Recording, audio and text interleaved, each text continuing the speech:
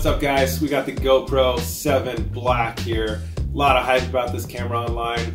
GoPro themselves is calling this gimbal-like stabilization with their new hyper smooth. People online have called it a gimbal killer. I feel like those are really bold claims. I really want to compare this camera to a gimbal and just see how it stacks up. I've also been using the Sony X3000 for about the last year and a half, 2 years. I've been really happy with that camera. But let's see if this camera can top the Sony. What I've seen online, it looks like it's pretty impressive. So to start off with, I wanted to compare against an actual gimbal and against the Sony. So I mounted this, my Sony, and a gimbal with a Hero 3 on my helmet and rode some terrain. So let's go to that footage and get started. So right away you can see in the bottom left the gimbal footage. It's super smooth. As I'm looking around with my head here, you know, the 7 and my Sony are attached to my head.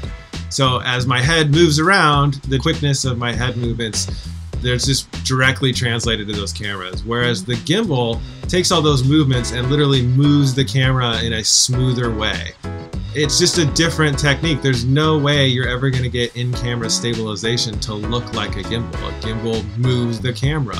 It doesn't just move the frame around within whatever the camera's seeing. So I feel like in some ways it's kind of silly for GoPro to even say that, because they have good stabilization, as you can see.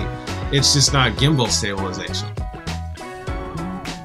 I don't want to get too caught up on the whole gimbal-like thing. The GoPro still does a really good job of stabilizing the image. When you compare it to the stabilization of the Sony on top, the GoPro's obviously smoother. It just handles the bumps and the twisting better than the Sony does. But the picture is still comparable to the Sony. It's really sharp and you have really nice color representation. In the end, I think you've just got to give it to the GoPro that it's the better camera. Overall, I feel like it's a pretty good package, and I feel like some of these complaints are not necessarily GoPro's fault, they're just what I got used to with the Sony. Sony and GoPro both have one-touch recording where you can set it up so all you do is press the power button, it starts recording. Then you press the power button again, it stops recording, and it powers back down to save battery.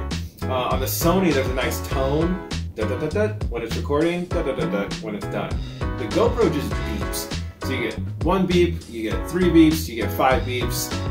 And you kind of need to be paying attention. How many beeps was that?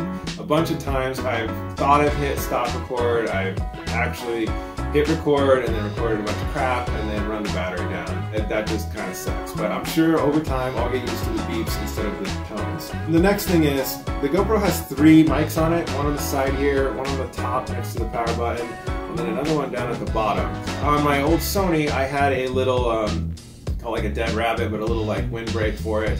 And that's a lot harder to do when you have 3 microphones and one of them is right by the power button. So you better hope that GoPro does a good job with audio. But so far it seems like it's decent. So not really a complaint, but just something to point out.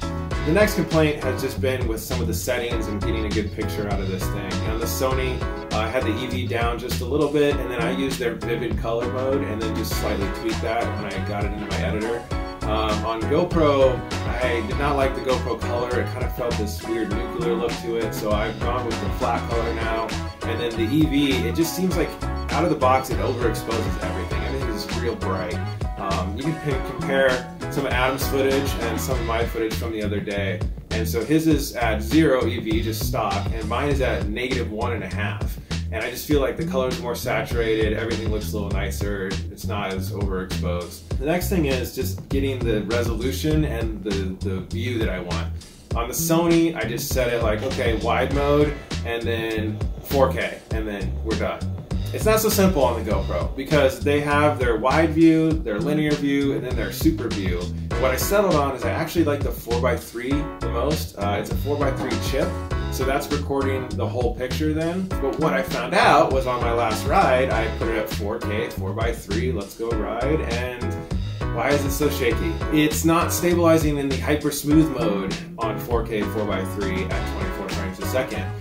That resolution is either too hard for it to process or it doesn't have enough space around the frame in order to move it and get the stabilization. So it's standard stabilization, which is not that great. So I guess no more 4K for me. I'm going to do 4x3 at 2.7K, and that will do hyper smooth.